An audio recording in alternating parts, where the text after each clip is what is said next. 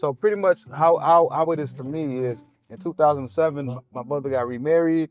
Her husband has a daughter, and her daughter, I mean his daughter, was married to we call him the tax godfather, Noah Mompoint, and so they allowed me to come into the tax business, learn it, and work, and that's when I met her cousin, which is Elite's right here. This is 2007. Elite was still in high school. He was coming to the office with his football jersey on. So he left a little bit for college. I stayed and he came back, and then we both was working.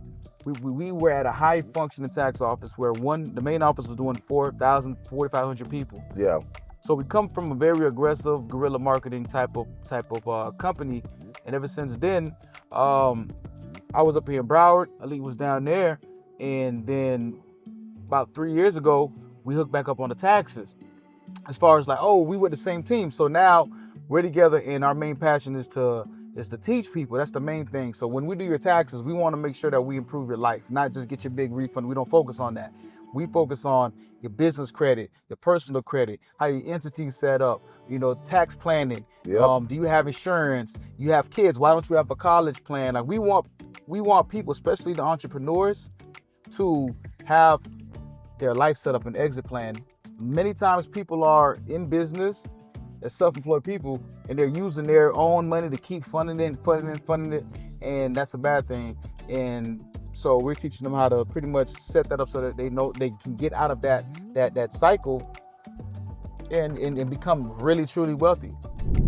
Being from Miami and not being around financially literate people, now it's not their fault. My parents came from Haiti, but we all had a cousin in which my cousin married his mother and ended up being together. And then later on, Noah Mompoint, which is my cousin, brought me into the company, passing flyers and stuff.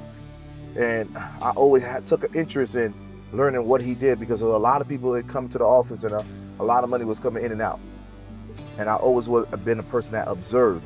So I told Noah, give me one chance. Let me be a tax preparer. So the first year I got into the game, I ended up doing 112 people. And that was an insane amount of number, knowing that I'm just 19 going on 20.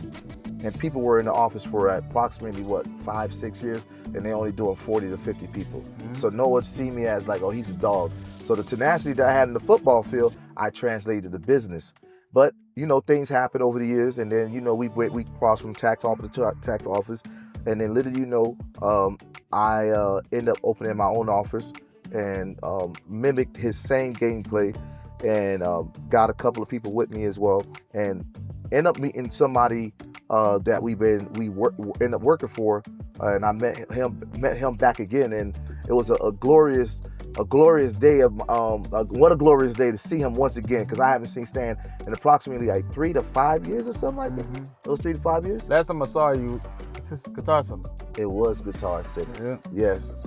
And I was working at Guitar Center for 7 years, but in the same time I would try to plan my exit plan and make sure I had enough clientele to thrive off. And literally, I opened my office, and then got with Stan, and then now we're here today. In my business, we focus on taxes, credit repair, and business credit.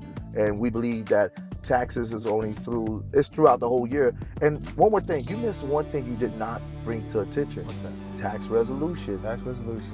That is one of the most essential things that a tax office should have if they want to stay open throughout the whole year. Right. So if your client has a problem, a tax problem, they filed a tax issue, how do you fix it? And that's another thing that we focus on too. So we focus more on problem fixing, and that has led for both our practices to grow exponentially, because not everyone's gonna get a refund. Sometimes people may have a letter, they got levies and liens. So yep. But that's all. We about to get back to work. We'll see you guys back again in a little bit.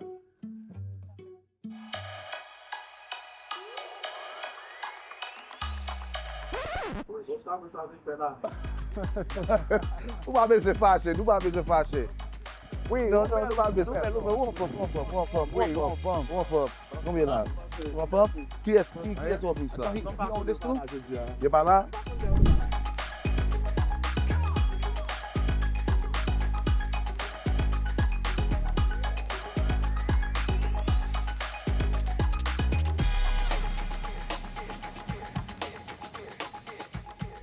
Look, man, we out here, man. We going from business to business. We just trying to go ahead and give people some free game about structuring their company. Unfortunately, you know, a lot of these companies, they're operating, but reality is that they're not operating in a way where they can get funded. And majority of these people, they only stay open for a few years because of lack of capital. So right now, as we go from company to company, we're going to give them information. We're going to tell them to tap in because we're creating this group of entrepreneurs, group of businessmen or businesswomen, so they can be structured properly so they can receive funding. And my homeboy Stanley, well, my brother Stanley is here. We all together, and we're going to be working together, man, which I'm excited about. So look, this is what I want y'all to do. There's going to be a link below. I want you guys to go ahead and add your information, put your phone number, your emails, your names, and everything a request from you. And I will add you into a community, which is called Tax Mogul, all right? We have a credit side. We have a beautician side that's specifically for people that's in the beauty industry. We also have a tax software, which is called Tax Notch. So please, don't waste any time. Tap in today. Today's your time. Hey, look, we all in this together, and there is no skipping steps for success. So have a blessed day. Buddy, the one who's been braiding your hair as a kid, if she's still alive, She's still doing the same thing over and over again. with arthritis, Yes, and they actually what happens to them? They develop carpal tunnel in their fingers, in their hands, so they can't even braid even more. So most people that are in the petition who braid or who's in the hair industry, they end up being disabled without a plan. no disability because they've been self-employed doing filing Schedule C. They have no social Right. security, nothing. So instead of them being structured as an S corp and having ADP and had an X plan with a 401k, they're left with their own demise, and which is being in a position where they don't have anything for retirement at all. I'm gonna tell you some ego checking stuff. I'm not gonna lie, man. I never get in my ego, but today I got in my ego. So I was getting a haircut, right? And the barber, he said, "Hey, how was Atlanta?" I told him it was good. He like, "How long you been doing taxes for, Stan?" I told him 20 years. He like 20. I'm like, well, 18, 19, but hey, 20, whatever. And he said, well, he do taxes, which is another barber next to him, right? And I was like, hey man, you do taxes? That's what's up, man. He's like, listen, I'm a tax educator, and I can educate you and teach you some things that you can use to make more money. He's like, man, he said I've been doing taxes for about like 20 years, 2 decades, like. That sound about right. And he said, no, this the guy. Uh-huh. And the guy said, you know, like I'm pretty okay with my clients, like I'm in a good space. So I'm thinking to myself, like, I'm like, yeah, but you know what? I understand that, but things are changing. People are into crypto right now. Like I said, I got clients right now that's making $1 million a year or even a couple of months on crypto, man, and you're gonna need to know how to file taxes. How much is that worth to do a tax for somebody that made $1 million? Right. Like, he's like, yeah, I'm pretty good with my clients.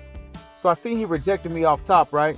And I'm saying to myself, is it because I'm a young black man and he was, you know, he was Latino? I don't know what it was. Maybe age thing, because maybe he thought I was young. He don't Right. know that I'm really not young. Right. Right? I don't know what it was. But then I'm thinking to myself, he shut it down by not being humble, right?